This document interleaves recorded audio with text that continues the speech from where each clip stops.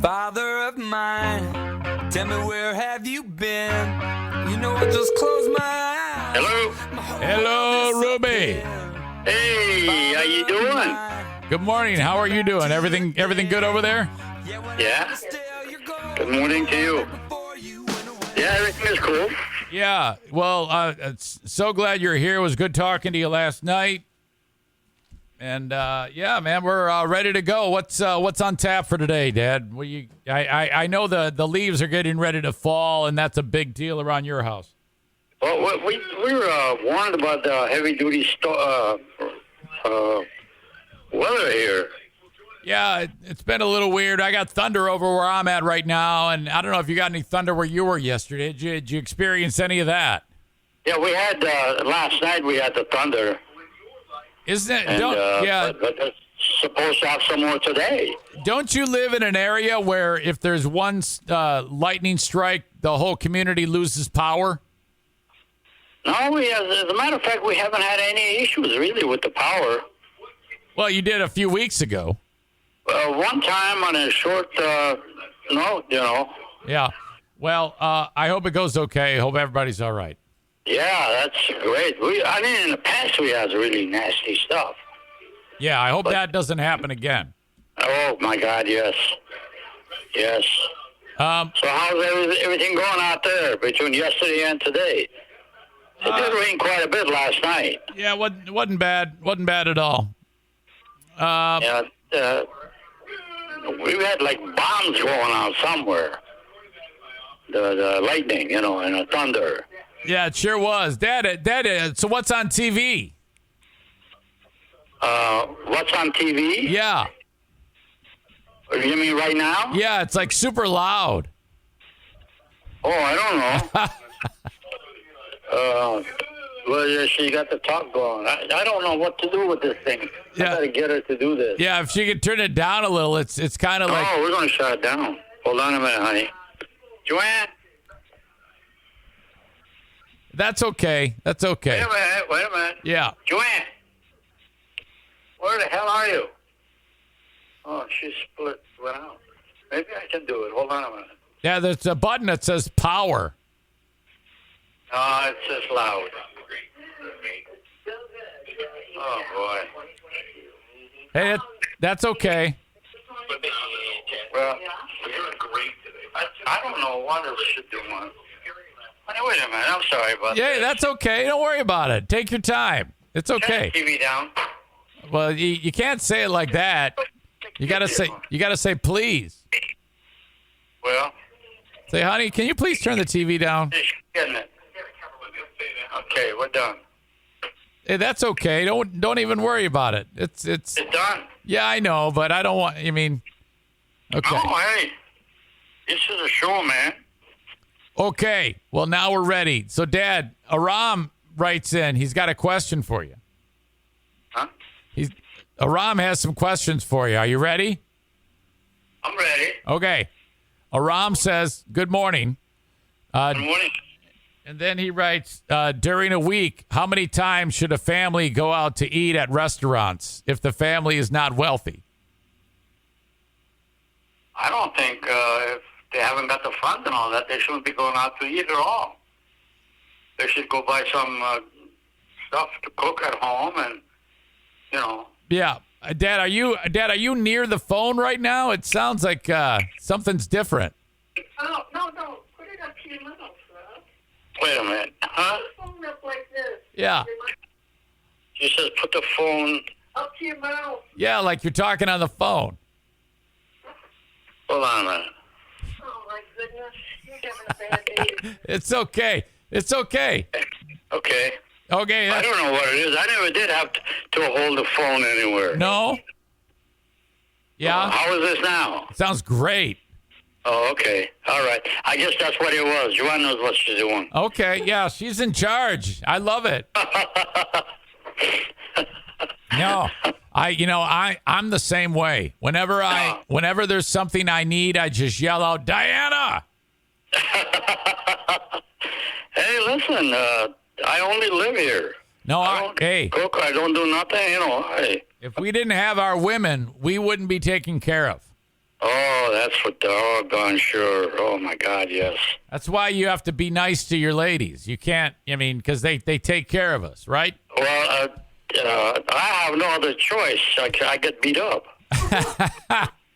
Yeah, right. Okay. So see the club she's got.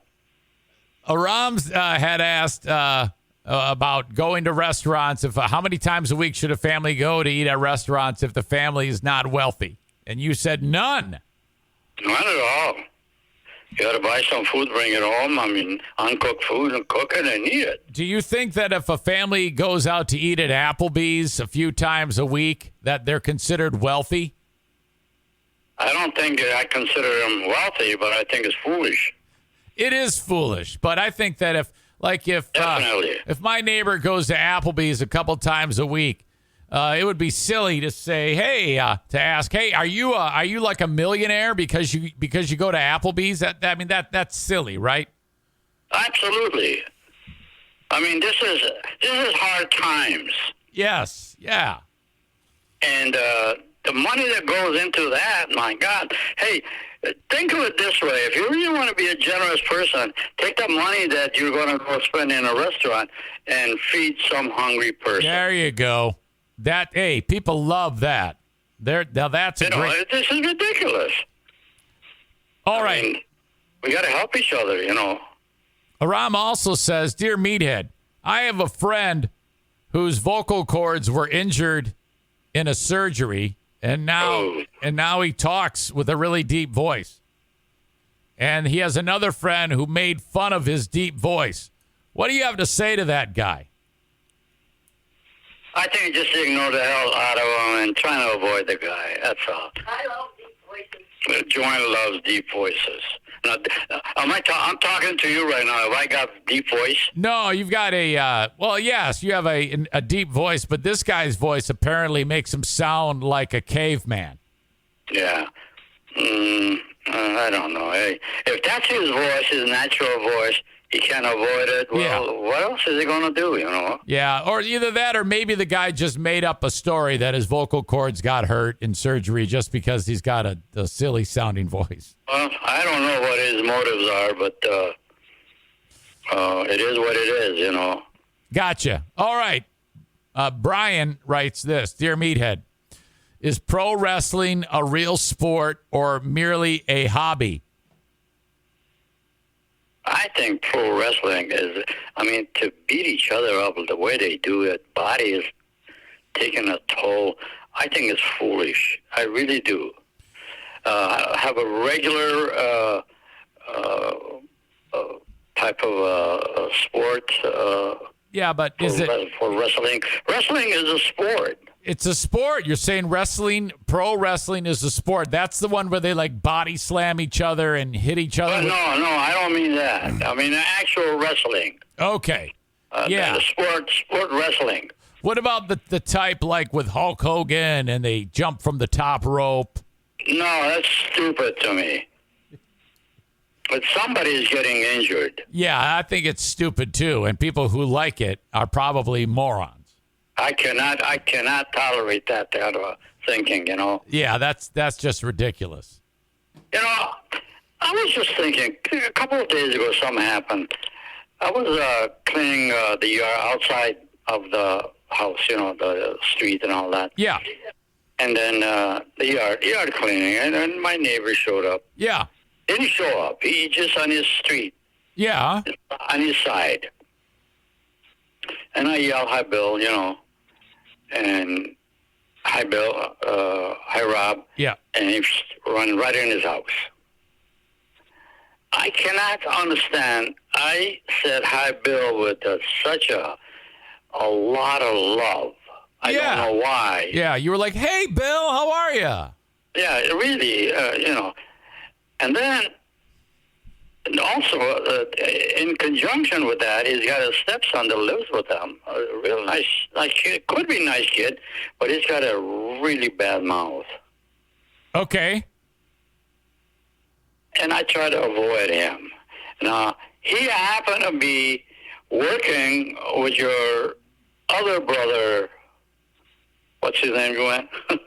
Norman. Norman. Okay.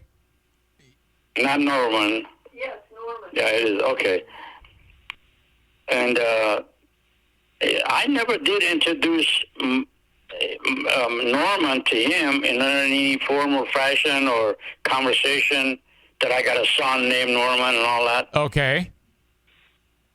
He somehow is working with him, same with General Motors. Oh, and at the auto plant. At Chrysler's. At Chrysler's, I'm sorry. Okay, all right. That's Chrysler. That's not relevant. He's really got a bad mouth. All right. And I cannot tolerate that, so I try to avoid him. Yes. Okay. Yeah, he swears too much. Yeah, Really? I've got friends like that too. I'm not going to mention the stuff on the phone. Right. I've got a friend named Kyler and another friend named Megan that do the same thing. He used the wordage like we've been buddy-buddy for 150 years. Yeah. And we've always talked like that with each other. No, I don't have a bad mouth. Right. So I don't like bad mouth. So what do you do? Do you like tell the guy or just keep it to yourself? No, I try to back off. So goodbye. Yeah. You kind of get out of that deal. He's just too abusive in his language. Yeah, and you know what? All of the time that this was going on, I never mentioned that I have a son and they work together. Okay, so the point of this is Norman works with the guy with the potty mouth. Right. Okay, and that just popped into your brain. And then I'm wondering, what does Norman do? He never tells me. Oh, I know what Norman is in charge of a crew. And, I know. Yeah, and so they build stuff at the auto plant. Yes. So yeah, he's in charge of them. So he's probably they do the same things. Okay, so so you just found this out that recently that the guy works with your son? Well, no, I've known him for a while, but I avoid him. I never mention Norman or nothing, but he keeps talking about Norman. You should make stuff up that you're doing and then see if it gets back to Norman. Like, announce that you just won $5 million and see if Norman calls. That's a good thing. or you should pick the brain of the guy, your neighbor, and say, so Norman is your boss. Does he ever approach you and start telling you stories about the women he's dating and stuff like that? No, I do not engage in any of that conversation with him. Okay. I try to make the conversation to minimal knowledge conversation. Yeah. Well, are you going to work up the nerve to say to the guy, hey, how come you swear so much? Is that where this is going? No, I can do that, but I don't want to because I don't want to start off World War III in here. You know, Dad, I always err on the side of caution. I usually never say anything that upsets people that makes them hate me. Absolutely. So that's the way to go. Absolutely. I always make a point of handling people very carefully, and I don't ever call them fat or say that they're poor or that they have a bad haircut. No, I don't. That's right. Yeah, I never do that. Their makeup and let it go, you know. You know, you just got to let it. You just got to let people be people. And absolutely, you have a great analogy there. That's what I do, and it has worked wonderfully.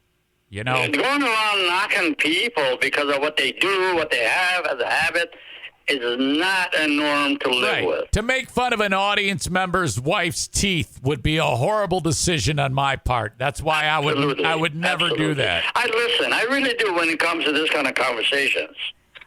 I don't participate in it. Right. Chris in Maine, the great state of Maine, says, can we get a royal family take from Meathead? So, you know, the royal family's been in the news the last 10 days with the passing of the Queen. Yes.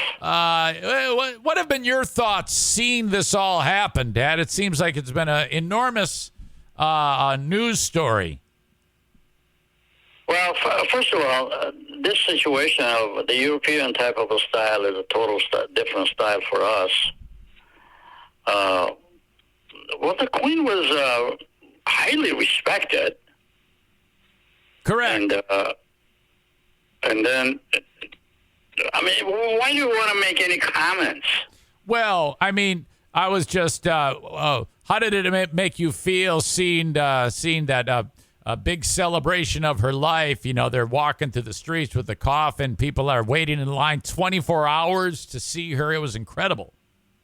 Well, I mean, that's, if you want in reality, that time wasted because this person is a deceased. But then again, that's their style. Yeah, that's what I thought too. I thought that was. I mean, my God, you wait in line 24 hours, just to, that's. I mean, thousands of people. Right. My God. Can you imagine us doing that to some bonehead? Well, person in there in our Congress or something. Well, I think we've never done that. Well, I don't know. The president dies. They usually lay him in state, you know, for a. Well, we buried him, and that was the end of it. President Kennedy had something like that, right? Yeah, Joanne Kennedy had that.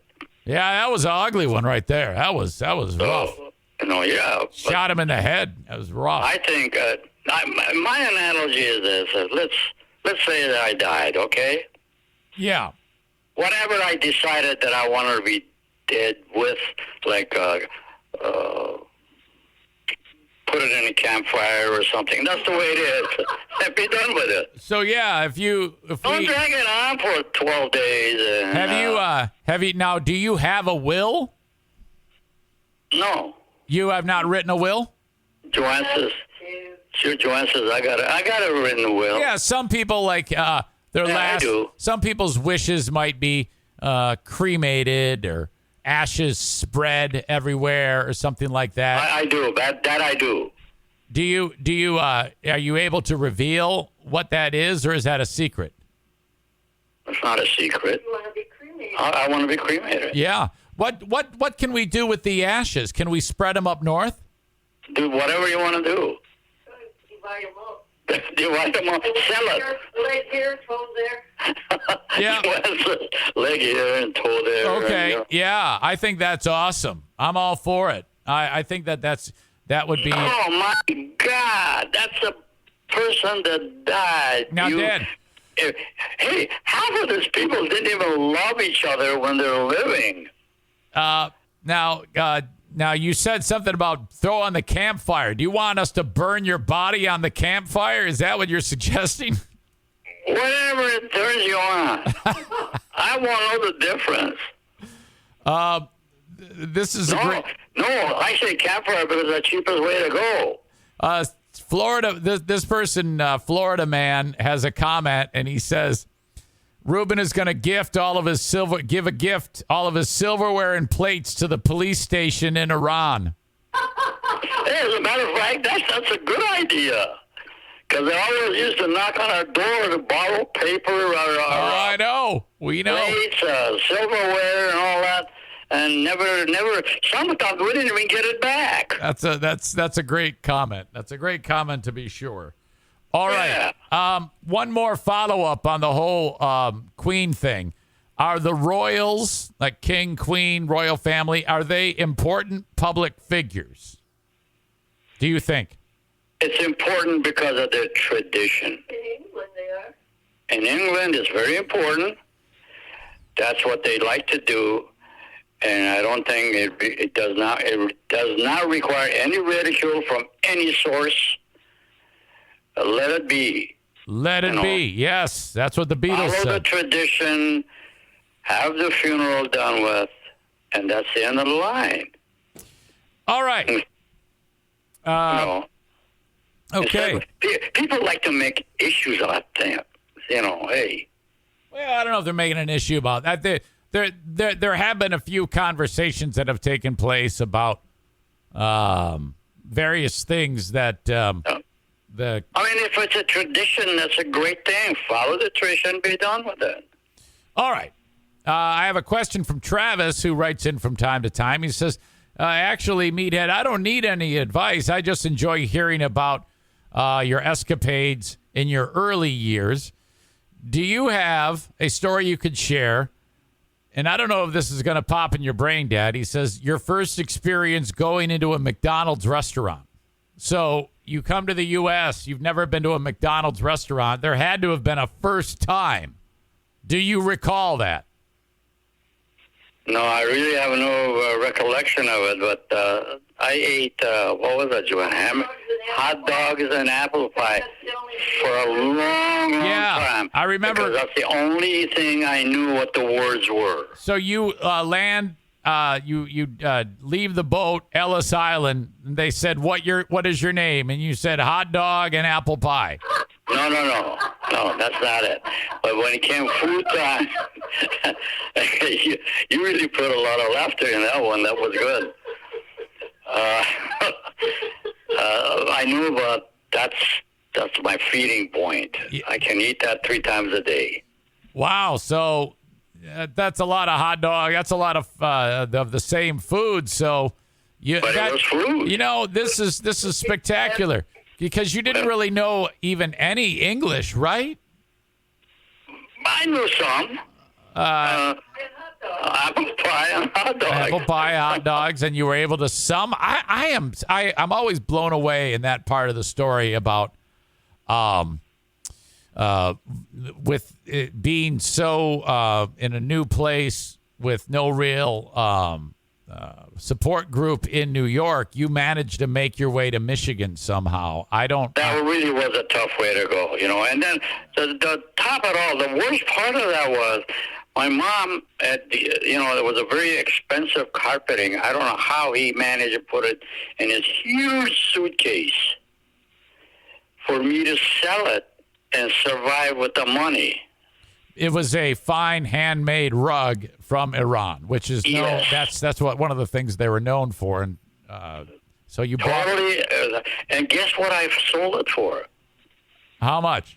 $150. That's a lot of money back in 1950, whatever. That thing probably sold for $5,000. Wow. So you had it packed in a suitcase. Did you sell it the second? I mean, how did you know where to go? I mean, you just walk up. No. I didn't sell it immediately. I sold it a long time after that. Oh, okay. I thought you got off the boat and started hey, who wants a rug? Who wants a rug?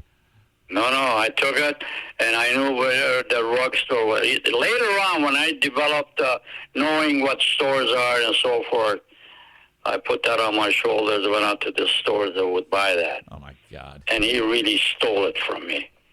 That is, so you got, I guess you got ripped off in the deal, huh? Oh, my God, big time. I wonder if that rug is still around today.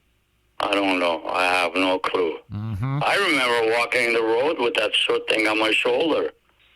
When you're walking around in Hamtramck, people are like, oh, God, here's that kid who's always carrying a rug. And I don't know. I found a rug store someplace. All right. Hey, is Joanne still there? Because someone actually has a question for Joanne. Yeah, she's sitting right next to me. Right arm. Adam S. writes, Dear Joanne, how old was Eric when you met him? I believe, 10? Joanne? I think you were 10 years old. You're very young. 9 or 10, somewhere around there. And then he says, what were your first impressions of Eric? That he was extremely funny. Oh, That you put that hat on your nose and pulled it back at the ball game. it made it look like a pig. Yes. Oh, my God. Holy cow, you remember everything, Joanne. Yeah, I used to do a lot of stupid stuff like that, and it still happens to this day. I haven't changed a bit. Eric, I also have a memory of you that you sat on the couch or something and Grew up born with Liz. and doing what? He had his French horn and she had her flute. You had a flute Right. or something? He had a No, I had a French horn. She played flute, and we played. We were in band in grade school, so we Yeah. played. Mary Had a Little Lamb together. Oh my God, you really got there. Oh, I can't remember any of that thing. Oh yeah, I think there's a picture of it in one of your photo albums. Yes, there is. Oh, I'm wearing my Dan Fouts football jersey.